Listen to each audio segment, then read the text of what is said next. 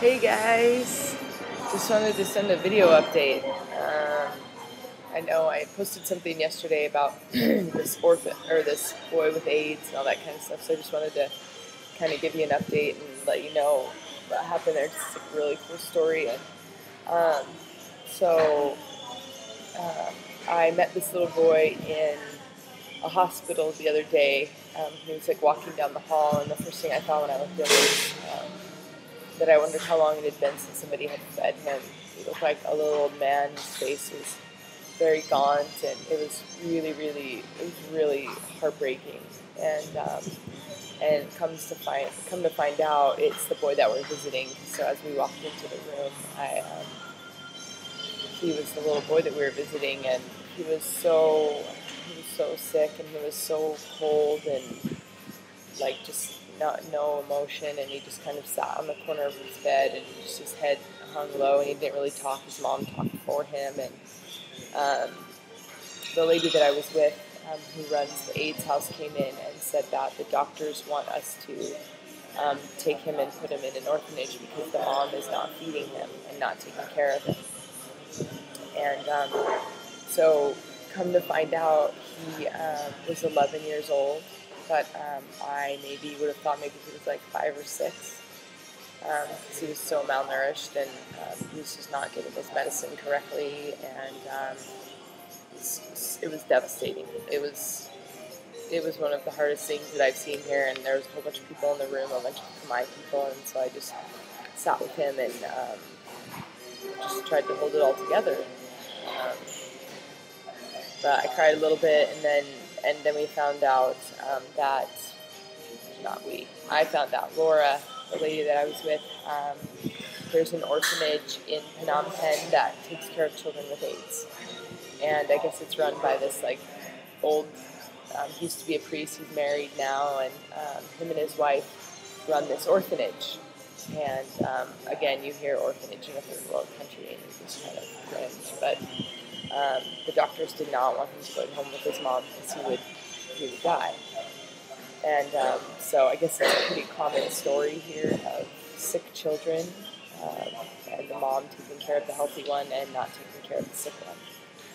And so it was just really sad, and I tried not to, like, kind of wanted to say something mean or just hit the mom, or obviously I didn't, but it just was just not fair that, like, because of her choices, she contracted AIDS and then gave it to her son, but she doesn't want to deal with him, so now she just is choosing not to take care of him or to love him or anything. So it was really terrible. So yesterday morning, we took a taxi to Phnom Penh, which is a 4.5-hour drive, with the mom and with the baby sister and with the little boy and Laura and I. And we drove into this really amazing orphanage. There was paintings on all the buildings were like multicolored, and they had paintings of like murals that kids had painted or people that had come there had painted. And it was just like, you kind of drove in, and then we met the man that runs it. His name is John, and oh man, he has got a papa's heart. He was really sarcastic and really funny, but like just like he is taking care of a lot of kids. He's going to have definitely a big throne up in heaven, because he's just walking out what Jesus did and just taking care of the orphans and those that are sick and those that nobody else will take care of. So he was really awesome. And so we took Pise into the doctors. Yeah, his name's Pise, which means special.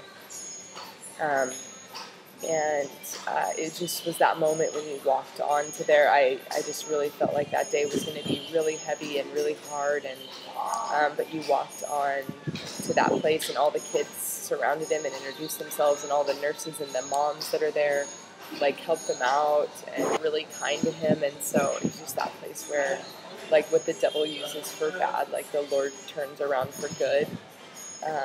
And so, like, even John, you know, the mom got remarried because the other husband had died, and John was like, oh, I bet he just wants the kid out of the house because the mom hasn't told the husband that she has AIDS.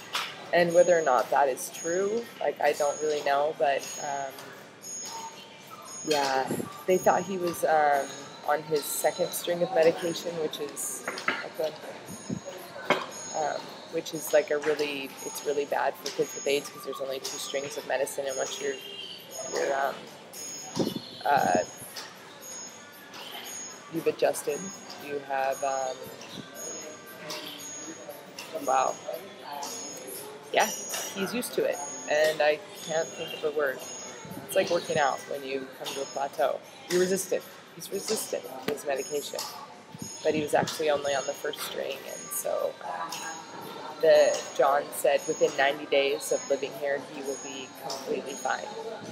And so on the way home, Laura was kind of telling me the story of the orphanage, and basically they have like these little houses that hold 8 kids, and there's 3 houses they're not really connected, but they're considered in a family, and they have like a kitchen and a place that everybody eats. So there's 24 kids, and then there's a mother and a father that are usually a married couple that serve there.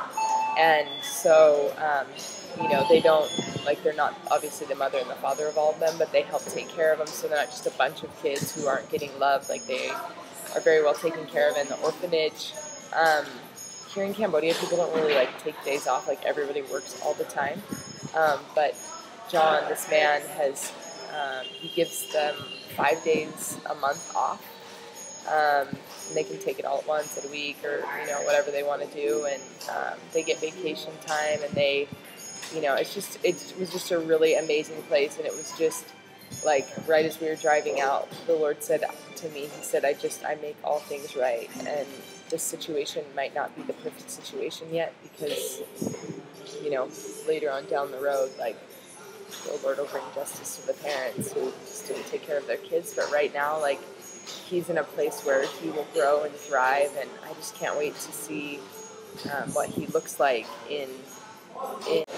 Sorry about that, my video cut off. But I was just saying, I can't wait to see what he looks like in a couple months, because he's just gonna look like he's gonna look like a new man, being loved on and fed, given his meds right, and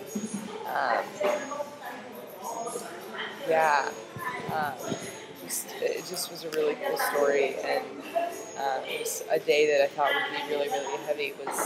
It was heavy, but it was just really, really good. So just learning and just really like choosing to look at these things and asking, like, how can I help? Like, what can I do? And sometimes we can't do anything but just like love on them, like hug them or hold them, or